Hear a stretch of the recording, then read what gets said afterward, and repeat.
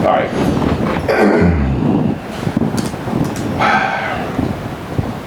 How long did it take you to put together the NVC structure? Well, NVC really is it's been around since 2000, but it's a consolidation of all my previous business interests. You know, from the days when I was in financial planning and doing financial brokering and in sales and marketing and all the other activities in oil and gas and steel and every other thing that I did previously. So back in 2000, when I decided that I was going to create a financial institution to be a lender as opposed to a broker, that was when the concept of NVC Fund Holdings and NVC Fund Trust was started. It is a bold and daring undertaking.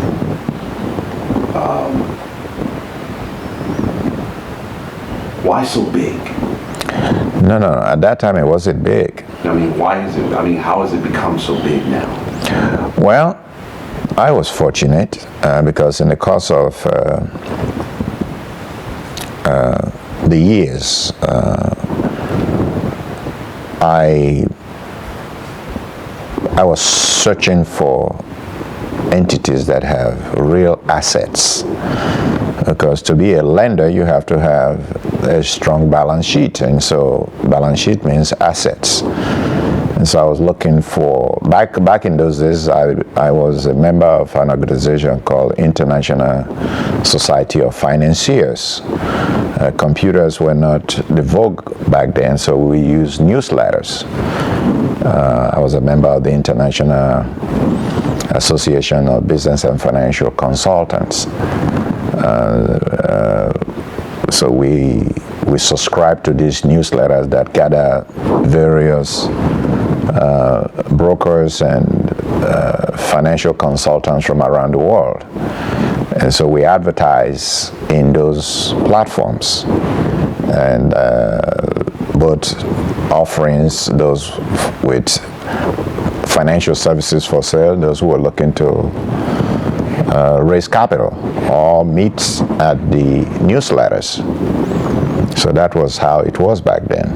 So I put out that I was looking for as a lender, I was looking for companies that have assets that we can use as collateral.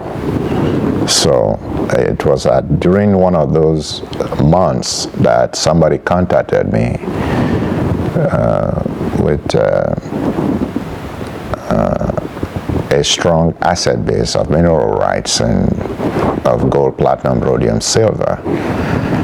That was around 2013 back then. And so during my discussions, we struck a deal and said, okay, I was introduced to the gentleman that actually owned those resources.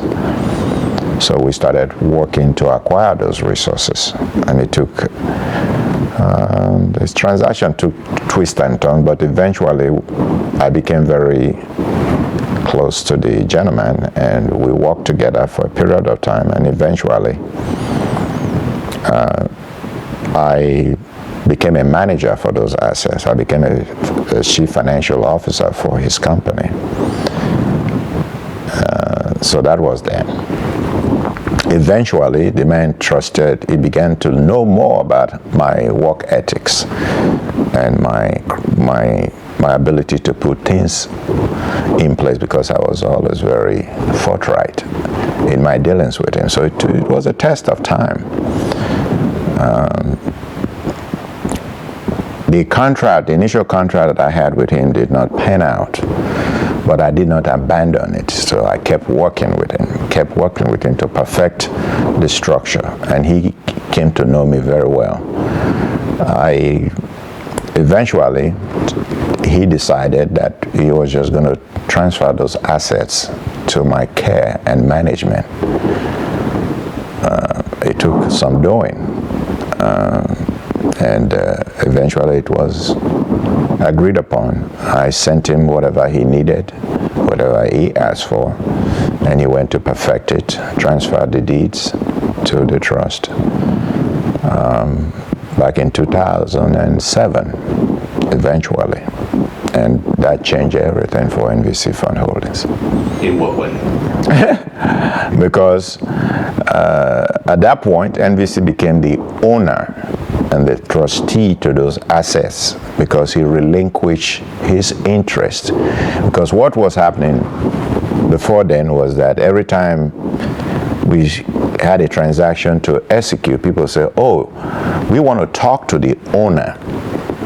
So they tried to circumvent me, but the man did not want to deal with them because he had had enough of the subterfuge with brokers through the years and those who tried to wrestle the assets from him. As a matter of fact, he said that they actually wrestled it and he had to fight so hard to regain back those assets into his care.